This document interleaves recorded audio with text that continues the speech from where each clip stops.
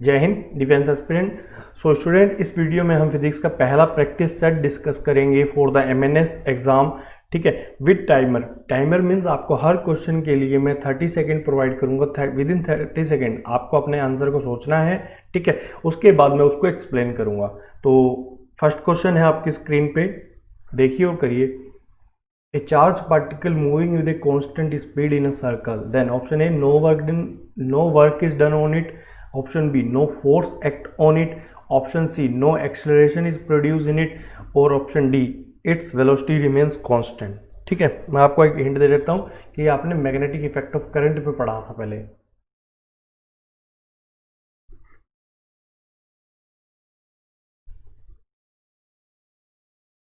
तो time up हो गया आपका। तो अब देखते हैं कितना सही है। Option number A is the right answer, no work is done on it. मैं एक्सप्लेन करना चाहूंगा इस क्वेश्चन को कि चार्ज पार्टिकल था, वो आप एक सर्कुलर पाथ पे रोटेट कर रहा था। ठीक है, तो कांस्टेंट स्पीड से रोटेट हो रहा था। तो आपको जो सर्कल में रोटेट कर रही है तो उसके सेंटर की ओर एक फोर्स लगता है जिसको हम क्या बोलते हैं, सेंट्रीपिटल फोर्स। ठीक है, वैल्यू होती है उसकी क्या, mv² मतलब यहाँ पर फोर्स तो लग रहा है, तो ये ऑप्शन गलत है आपका। No acceleration is produce on it, acceleration भी होता है, क्या होता है, v²/r, यूनिफॉर्म मोशन है, तो ये भी ऑप्शन गलत। और ये कह रहे वेलोसिटी रिमेन्स कांस्टेंट, वेलोसिटी हर टाइम डायरेक्शन में चेंज हो रही है, तो ये भी कांस्टेंट नहीं। तो option number A, no work is done on it, means आपका कोई वर्क डन नहीं होगा। और आपने पढ़ा है 11th क्लास में, वर्क डन जो होता है वो चेंज इन काइनेटिक एनर्जी के बराबर होता है। तो सेकंड क्वेश्चन आपसे यहाँ पे ये पुटअप किया जा सकता है कि काइनेटिक एनर्जी क्या है, इंक्रीज हो रही है, डिक्रीज हो रही है, कांस्टेंट है या जीरो है। ठीक है, तो चेंज इन काइनेटिक एनर्जी, जब वर्क डन नहीं हो रहा तो change in kinetic energy zero. तो किसी चीज में चेंज ही नहीं हो रहा तो वो चीज कांस्टेंट हुई ना। क्लियर। तो ये क्वेश्चन और पूछा जा सकता है कि जब एक चार्ज पार्टिकल एक सर्कुलर पाथ में रोटेट करता है तो वहां पर आपका काइनेटिक एनर्जी क्या होती है, तो उस चार्ज पार्टिकल की काइनेटिक एनर्जी कांस्टेंट रहती है। क्लियर, क्योंकि स्पीड भी वहां पे उसकी कांस्टेंट ही दिखा रखी है, यूनिफॉर्म मोशन के अंडर हम बात कर रहे हैं। सेकंड क्वेश्चन पे चलते हैं, करिए। The motion of the wheel of a cart while moving on the road is an example of, कौन से मोशन का एग्जाम्पल है जब आपका जो कार्ट होती है, बैलगाड़ी बोल सकते हो, उसका जो पहिया होता है वो कैसा मोशन करता है, ऑसिलेटरी करता है, रोटेटरी करता है, ट्रांसलेटरी करता है, या कौन सा। ठीक है, बताइए नेक्स्ट।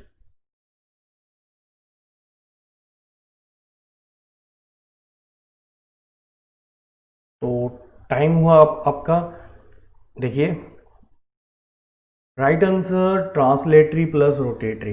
ठीक है, क्योंकि देखो अब पहिया है, ये पहिया है, ठीक है, ये कैसे चल रहा है, इस तरह से रोटेट भी कर रहा है और आगे की ओर भी तो चल रहा है। तो जब आप एक पाथ पे चलते हो सीधे तो वो ट्रांसलेटरी मोशन होता है। ठीक है, किसी एक्सिस के अबाउट रोटेट हो रही है तो रोटेटरी है। तो option number C is the right answer. Clear. Third question पे बढ़ते हैं।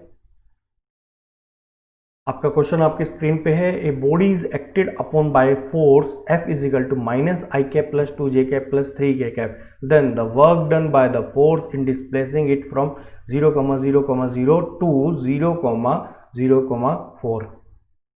वर्क डन का फार्मूला याद करो, वर्क डन क्या होता है फटाफट, 11th क्लास में आपने पढ़ा है, work done is the dot product of force and displacement. तो गाइस टाइम हुआ अब आपका।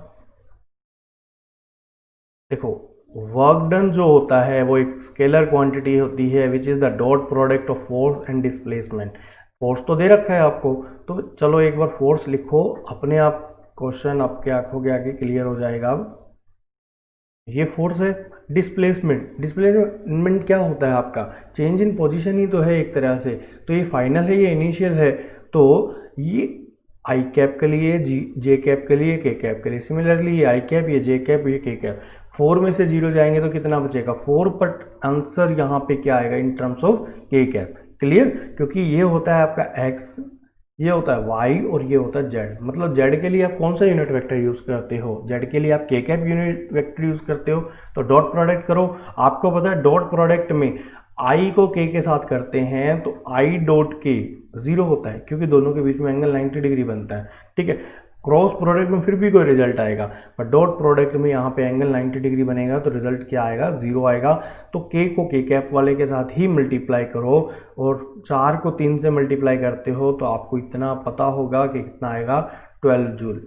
ठीक है, option number A is the right answer. Clear. Fourth question आपकी स्क्रीन पे है, बताओ फटाफट।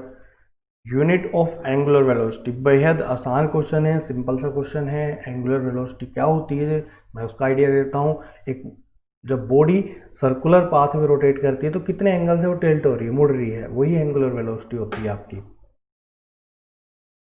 सोचिए, आपको यूनिट बतानी है, पेपर में डायमेंशन भी पूछ सकता है इसका।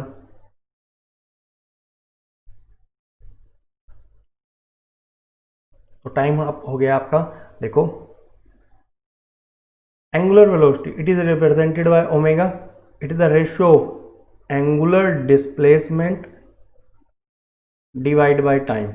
ठीक है, अब आपको कई जगहों पे ये होता है 2π/t, तो मैं एक चीज़ करेक्ट करना चाहता हूँ आपकी, जब एक पर्टिकुलर एक सर्कल का चक्कर पूरा कर लेता है ना, तो वो 2π/t होता है। ठीक है, अदरवाइज वो होता है एंगुलर डिस्प्लेसमेंट अपॉन में टाइम। डिस्प्लेसमेंट एक तरह से रोटेशन होता है, एंगल होता है। ठीक है, तो एंगल की यूनिट क्या होती है, रेडियन। एंगल की यूनिट क्या होती है, रेडियन, और टाइम की यूनिट क्या होती है, सेकंड। तो ओमेगा का आंसर क्या हो गया, यूनिट क्या हो गया, रेडियन पर सेकंड। ठीक है, आंसर नंबर ऑप्शन नंबर ए। ठीक, अब इसमें और इसमें थोड़ा सा डिफिकल्टी हो सकती है आपको सोचने में, तो ये रेडियस है, थोड़ा सा जल्दबाजी में मत करना, option number A is the right answer. Clear. Fifth question पे चलते हैं, और आपकी स्क्रीन पे ये रहा। If a particle is moving with a velocity 12 meter per second, after 3 seconds it stops. Find the distance covered by the body. एक body 12 metre पर सेकंड से चल रही है, 3 सेकंड के बाद वो रुक गई, और रुकने के से पहले उसने कितनी डिस्टेंस कवर करी होगी, ये बताओ। इक्वेशन ऑफ मोशन पढ़ी है आपने, आप कर सकते हैं इसको, करिए फटाफट।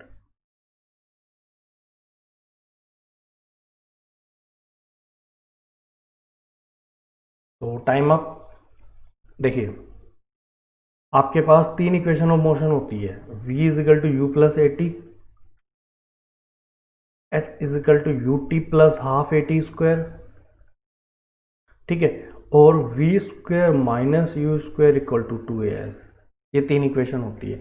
आपको दिया क्या, आपको दिया है ये कि इनिशियल वेलोसिटी 12 मीटर पर सेकेंड थी, डिस्प्लेसमेंट उसकी थी टाइम था उसका 3 सेकेंड, और डिस्प्लेसमेंट उससे पूछी है।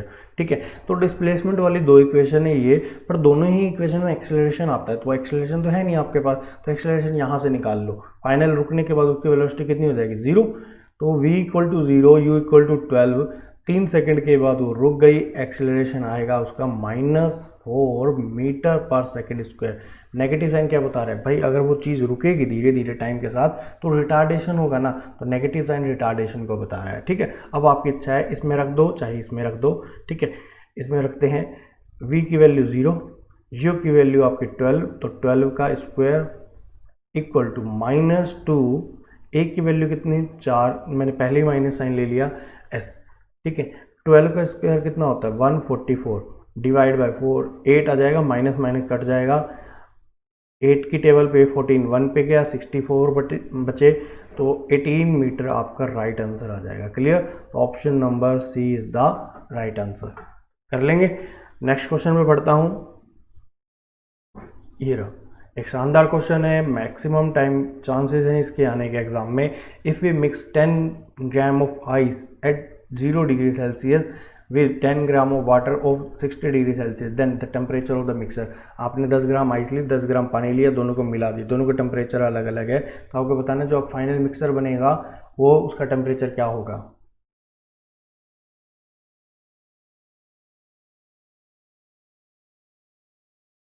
तो टाइम अप हो गया गाइस। ये आपका 11th की कॉन्सेप्ट, वैसे इसको बोलते हैं प्रिंसिपल ऑफ कैलोरीमेट्री। ठीक है, प्रिंसिपल ऑफ कैलोरीमेट्री कहता है heat lost equal to heat gain, heat lost equal to heat gain. जितना एक बॉडी हीट लॉस्ट करेगा उतना ही दूसरा बॉडी हीट गेन करेगा। तो अगर मैं देखूं, पहले आइस है, आइस से पहले क्या बनेगा, आइस से पहले बनेगा वाटर। ठीक है, पर उससे पहले भी एक चीज़ होगी, आइस सारी पिघलेगी जभी तो वाटर में कन्वर्ट होगी। तो 0 डिग्री सेल्सियस से 0 डिग्री सेल्सियस पे वाटर बनेगा आपका, सबसे पहले लेटेंट हीट का कॉन्सेप्ट आता है कि 0 डिग्री आइस से 0 डिग्री वाटर मिलेगा आपको। आपने फ्रिज में देखा होगा, जब आप फ्रिज में बर्फ़ जमाते हैं तो बर्फ़ भी मिलती है और पानी भी मिलता है, और दोनों की ठंडक एक जैसी होती है। ठीक है, दोनों का टेम्परेचर एक जैसे होता है, क्योंकि आप बोलते हो ट्रिपल पॉइंट ऑफ वाटर। ठीक है, उस पर आपको 0 डिग्री सेल्सियस पे, ना सॉरी, ट्रिपल पॉइंट ऑफ, हाँ, 0 डिग्री सेल्सियस पे पानी भी मिलता है, भाप में मिलती है और बर्फ़ भी मिलती है, जिसका लाइव एग्जांपल आप फ्रीजर में देख सकते हो। फ्रीजर का ढक्कन जैसे ही ओपन करते हो, बर्फ़ भी होती है, उसमें पानी भी होती है, हल्का सा वेपर्स की फॉर्म में धुआं भी निकलता है। ठीक है, तो अब मेरे को पता है कि लेटेंट हीट ऑफ आइस कितनी होती है। लेटेंट हीट ऑफ आइस होती है 80 कैलोरी। ठीक है, तो Q इजिकल टू ml होता है लेटेंट हीट का फॉर्मूला।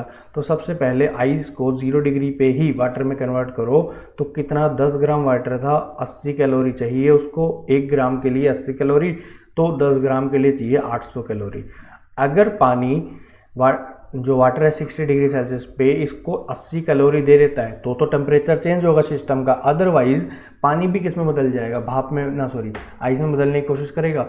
अब मेरे को ये पता लग गया कि आइस में जब आप वाटर मिलाओगे तो यहाँ पर जो कॉन्सेप्ट लगता है वो लगता है स्पेसिफिक हीट का फार्मूला होता है mc इंटू डेल्टा टी। ठीक है, मास कितना, 10 ग्राम। वाटर की स्पेसिफिक हीट होती है 1, डेल्टा टी 60 में से 0 गए तो कितने बचे, 60। तो आप दे तो कितना रहे हो, आप दे रहे हो उसको 600 कैलोरी, उसको ज़रूरत है कितने की, 800 कैलोरी। 200 कैलोरी हमारे पास, मतलब वाटर के पास अभी भी कम है, मतलब आइस आइस में ही रहेगी। और जब आइस आइस में ही रहेगी तो आइस का टेम्परेचर 0 डिग्री सेल्सियस ही रहने वाला है। क्लियर? तो एक चीज़ समझ लो आप, आइस को जब आप वाटर में लेके जाते हो तो सबसे पहले 0 डिग्री में ही फेस चेंज हो जाता है। ठीक है, उसके बाद 0 से लेके 100 तक वो वाटर की फॉर्म में रहता है। क्लियर? और उसके बाद 100 डिग्री सेल्सियस से वो स्टीम में बदलना चालू हो जाता है। तो 100 डिग्री सेल्सियस पे पानी भी रहता है और 100 डिग्री सेल्सियस पे आपकी स्टीम भी रहती है। बात समझ आ गई? तो जब फेस चेंज होता है ना, तब तो आप लेटेंट हीट का कॉन्सेप्ट लगाते हो। ठीक है, और जब फेज कांस्टेंट रहता है तब आप स्पेसिफिक हीट का कॉन्सेप्ट लगाते हो। क्लियर? वाटर को चाहिए थी 80 कैलोरी, आपने दी उसको, ना सॉरी, 800 कैलोरी दी आपने उसको 600 कैलोरी। तो ओवरऑल सिस्टम का टेम्परेचर अभी भी क्या रहेगा, 0 डिग्री सेल्सियस। और ये दोनों डाटा आपको याद रखने हैं। वाटर की लेटेंट हीट होती है 80 कैलोरी और स्पेसिफिक हीट होती है 1 कैलोरी पर ग्राम। 7th क्वेश्चन स्क्रीन पे आपके, if the length of the conductor is increase then the resistance. बेहद आसान सा क्वेश्चन है, ये तो आप कर सकते हैं, बिल्कुल इजीली है, इजी है।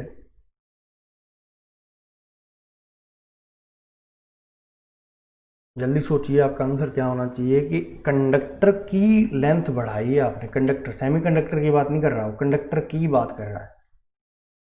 इसका नेक्स्ट पार्ट जो सेकंड प्रैक्टिस सेट हम डिस्कस करेंगे वो परसों आएगा, मतलब कल का दिन छोड़ करके नेक्स्ट डे आएगा। देखिए देखिए, कह रहे लेंथ ऑफ कंडक्टर इंक्रीज, तो रेजिस्टेंस पे क्या असर पड़ेगा। रेजिस्टेंस होती है rho L by A. Resistance क्या होती है, रो एल बाई। कंडक्टर की बात कर रहा हूँ, सेमी कंडक्टर होता आंसर कुछ और चला जाता। ठीक है, लेंथ बड़ी है भाई। ठीक है, लेंथ बड़ी है तो लेंथ बढ़ेगी तो ओवरऑल आपका रेजिस्टेंस क्या होगा, इंक्रीज होगा। क्लियर? अगर कई बच्चों के डाउट आता है कि लेंथ बढ़ाते हो सर एरिया भी तो डिक्रीज होगा, तो मैं एरिया को खत्म ही कर देता हूँ। लोग, मैंने क्या करा, रेजिस्टेंस एरिया से नीचे लेंथ को मल्टीप्लाई कर दिया और ऊपर भी, तो रेजिस्टिविटी कांस्टेंट, वॉल्यूम कांस्टेंट रहेगा वायर का। लेंथ बढ़ा रही है तो रेजिस्टेंस बढ़ेगी बढ़ेगी। ठीक है, 8th क्वेश्चन आपकी स्क्रीन पे है, देखिए। Young's double slit experiment, optics, wave optics में आपने इसका फॉर्मूला पढ़ा है फ्रिंज विड्थ का। पढ़ो क्वेश्चन और करो क्वेश्चन। स्लिट सेपरेशन 0.2 सेंटीमीटर है, स्क्रीन और स्लिट के बीच की डिस्टेंस 1 मीटर है, तो वेवलेंथ ऑफ लाइट आप यूज कर रहे हो 5000 एंगस्ट्रॉन, तो फ्रिंज विड्थ बता दो क्या होगी। ठीक है, तो टाइम अप। देखिए, फ्रिंज विड्थ की बात करते हैं। Fringe width is represented by the beta. Fringe width is represented by beta. ठीक है, और इसका फार्मूला होता है lambda capital D divide by में small D. Lambda capital D divide by में स्मॉल डी। अगर मैं कहूँ फ्रिंज विड्थ क्या है, तो 2 कंसेक्यूटिव डार्क या 2 कंसेक्यूटिव ब्राइट फ्रिंज के बीच में जो डिस्टेंस होती है वही क्या कहलाती है, आपकी फ्रिंज विड्थ कहलाती है। अब लैम्डा दे रखा है 5000 एंगस्ट्रॉन, एक एंगस्ट्रॉन में 10 की पावर -10 मीटर होते हैं, ठीक है। कैपिटल डी होता है स्क्रीन और स्लेट के बीच की डिस्टेंस, ये दे रखा है 1 मीटर, और ये दे रखा है आपको 0.2 सेंटीमीटर। क्लियर? तो सेंटीमीटर को मीटर में चेंज करते हो तो 10 की पावर -2 से मल्टीप्लाई करना पड़ेगा आपको, ठीक है। ये 0.2 है।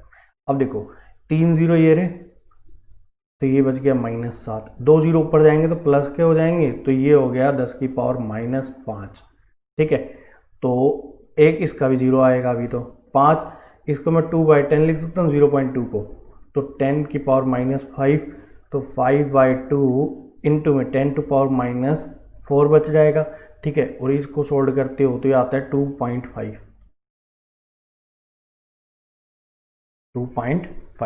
क्लियर। अब इसको आगे सोल्व करते हैं, तो एमएम में बताना है आपको आंसर क्या होगा। 2.5 आ चुका, तो एमएम में आप राइट आंसर किस पे क्लिक कर दोगे, ऑप्शन नंबर ए पे, क्लियर। तो एमएम में आप खुद भी कन्वर्ट कर सकते थे, 1 एमएम में 10 की पावर -3 मीटर होते हैं, सॉरी 1 मीटर में मैं क्या बता रहा हूँ, 1 मीटर में आपके 100 सेंटीमीटर होते हैं और 1000 मिलीमीटर होते हैं, ठीक है। तो 1 मिलीमीटर में आप क्या लिख सकते हो, 10 की पावर -3 मीटर लिख सकते हो, ठीक है। तो यहाँ से आपका क्या लिख सकते हो आप इसको, 10 की पावर -3, तो 10 से डिवाइड करना पड़ेगा, आंसर क्या आएगा आपका, ए आंसर आएगा। थोड़ा सा मिसअंडरस्टैंडिंग हुई थी यहाँ पे, तो इस चीज़ को क्लियर कर लेना। 1 मीटर में 100 सेंटीमीटर होते हैं और 1000 मिलीमीटर होते हैं। नेक्स्ट क्वेश्चन आपकी स्क्रीन पे है, यहाँ पर गलती होने की पॉसिबिलिटी है, तो सोच समझ के करना क्वेश्चन को। A car has to cover a distance of 60 kilometer. If half of the total time it travels with a speed of 80 kilometer per hour, then the rest half it speed becomes 40. Average speed बतानी है आपको।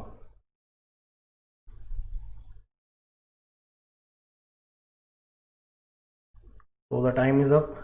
देखो average speed के दो concept बनते हैं, अगर distance half half हो तो आप बोलते हो एवरेज स्पीड जो होता है वो आप लोगों ने पढ़ा भी होगा 11th में, वो होता है 2v1 v2 divide by v1 plus v2, ठीक है, ये होता है, क्लियर। जबकि इसको बोलते हैं हार्मोनिक मीन, क्या बोलते हैं, हार्मोनिक मीन। जबकि यहाँ पे तो टाइम हाफ हाफ दिया, देखो आपसे गलती करवाने के लिए क्वेश्चन की स्टेटमेंट को बदला उसने, तो आधा टाइम और आधा टाइम, ना कि आधी डिस्टेंस और आधी डिस्टेंस, मतलब यहाँ पे टाइम हाफ हाफ दिया, तो ये फार्मूला लगाते हैं आपको गलत आंसर मिलेगा, ठीक है। तो अब आप एवरेज स्पीड का क्या लगाओ फार्मूला, तो जब टाइम हाफ हाफ होता है ना, तो ये फार्मूला लगता है, अर्थमेटिक मीन निकालते हैं उनका, ठीक है। तो एक 40 है और एक 80 है, तो 80 plus 40 divide by 2, 120/2, 60 kilometre per our.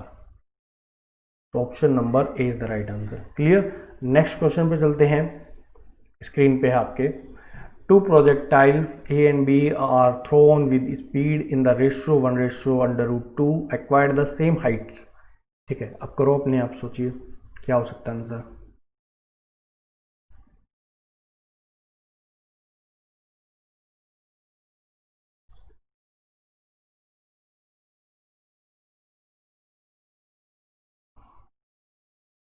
Time up होने वाला है, जल्दी सोचो। तो गैस आपका आंसर देखिए, अब कह रहा है दो प्रोजेक्टाइल ए और बी को, उनको अपनी इस स्पीड के रेशियो में फेंका है, सेम हाइट तक गई है वो, ठीक है। सेम हाइट तक गए हैं मतलब वर्टिकल प्रोजेक्टाइल मोशन बोल रहा है वो आपको, ठीक। सेम हाइट, हाइट का फॉर्मूला क्या होता है, मैक्सिमम हाइट का, ठीक है। मैक्सिमम हाइट क्या हो सकती है, अब मैक्सिमम हाइट का फार्मूला होता है u² sin square theta by 2g, पढ़ा हुआ है आपने, ठीक है।